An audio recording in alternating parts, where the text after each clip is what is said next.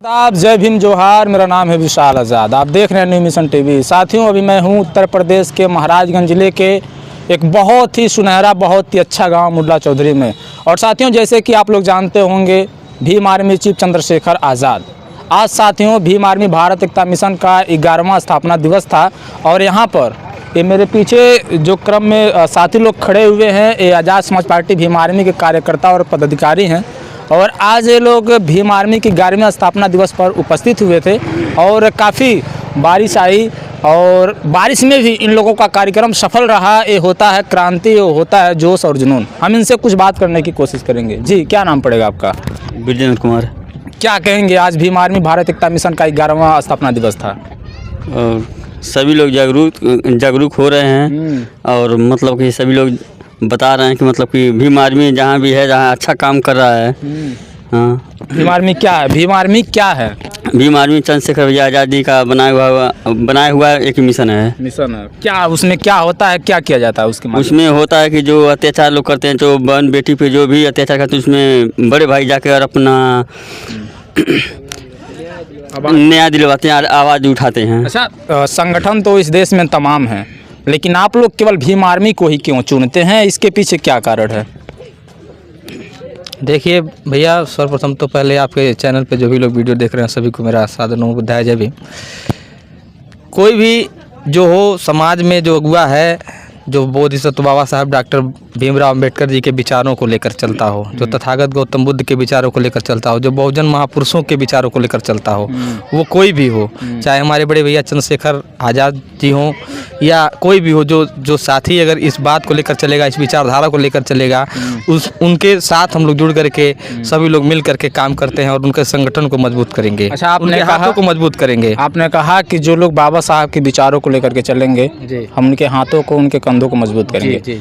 इस देश में तो जितने भी नेता हैं सब लोग बाबा साहब का नाम लेते हैं। देखिए, जब चुनाव आता है तो कहने के लिए तो बहुत मेढक, बरसाती मेढक कई ऊपर आ जाते हैं, लेकिन जब चुनाव नहीं रहता है, जब चुनाव दूर रहता है, तो देखिए सब लोग जैसे ये पीले वाले मेढक जैसे मिट्टी में दब जाते हैं, वैसे ही लोग दबे रहते हैं। जब चुनाव आता है तो फोटो लेकर के कोई कहता है कि मैं हितैषी हूँ, मैं बाबा साहब के विचारों को मानने वाला हूँ, मैं बाबा साहब के विचारों को लेकर चलने वाला हूँ। कोई कहता है मेरी पार्टी ही बाबा साहब के नाम से है, कोई ये, तो ये तमाम चीज़ें हैं जो लुभाने के लिए, जनता को, हमारे बहुजन समाज के लोगों को लुभाने की बात लोग करते हैं। लेकिन मूल स्तर से जो बाबा साहब के विचारों को लेकर चलने वाली जो पार्टियां हैं, निश्चित रूप से वो जो कोई भी पार्टी हो, लेकिन कोई पार्टी इस तरह से नहीं कहा जा सकता कि कोई भी पार्टी, लेकिन ये मूल रूप से कहा जा सकता है कि जो हमारे बाबा साहब और इनके विचारों को लेकर चलेगा, उनका साथ और उनके कंधे के कंधा मिलाकर के हम लोग संगठन को मजबूत करने का काम करेंगे। चंद्रशेखर भर तो नहीं चल रहे हैं, बहन कुमारी मायावती जी भी हैं, बहुजन समाज पार्टी भी। हाँ, देखिए भैया,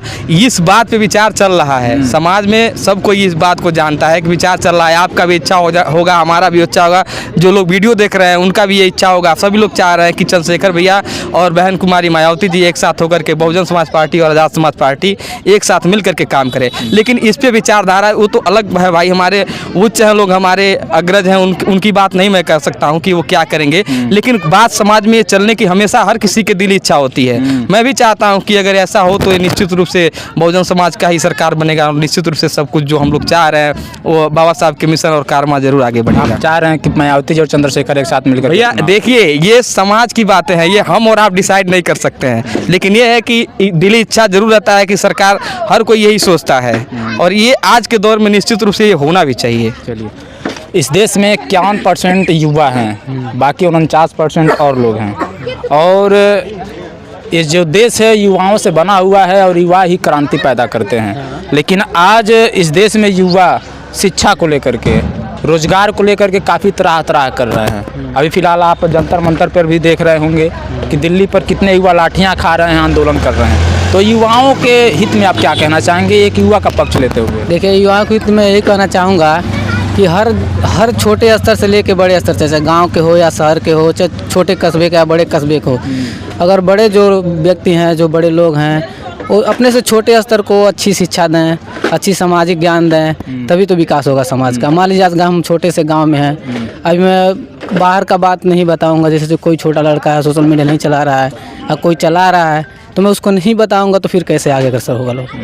यही सब अभी बात। फिलहाल युवा तो शिक्षा मंत्री धर्मेंद्र प्रधान जी का दिल्ली जंतर मंतर पर इस्तीफा मांग रहे हैं। पेपर लीक हुआ, 75 पेपर लीक की सरकार में हुए हैं, तो क्या कहिएगा, आप भी मांग रहे हैं कि नहीं? अरे काहे नहीं यार, हम युवा हैं तो मांगेंगे नहीं? इस्तीफा चाहिए और नहीं तो चाहिए तो चाहिए। इस्तीफा यदि मिल जाता है तो क्या होता है, पेपर लीक रुक जाएगा? फिर देखा जाएगा अगला जो होगा, अगर कार्यरत अच्छा रहेगा तो फिर होगा, नहीं तो फिर से वैसे होगा, फिर प्रोटेक्ट होगा। अच्छा, बस प्रोटेस्ट तो हो रहा है लगातार, महीने दिन से अनशन पे लोग बैठे हुए हैं, आंदोलन कर रहे हैं, भूख हड़ताल कर रहे हैं। देखिए अपना तो कार्य जितने स्टूडेंट हैं, जितने मतलब विपक्ष के नेता कर रहे हैं, अब पक्ष को समझना चाहिए, इस पर निर्णय लेना चाहिए। अभी तो सरकार निर्णय लेगी।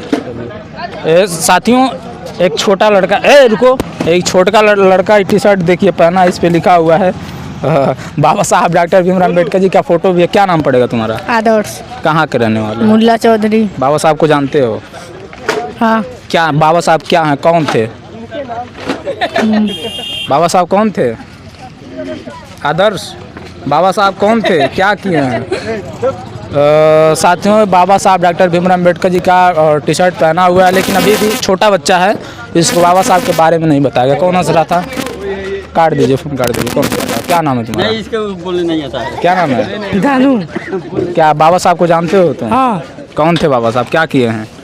बढ़िया काम किए हैं क्या बढ़िया काम किए हैं?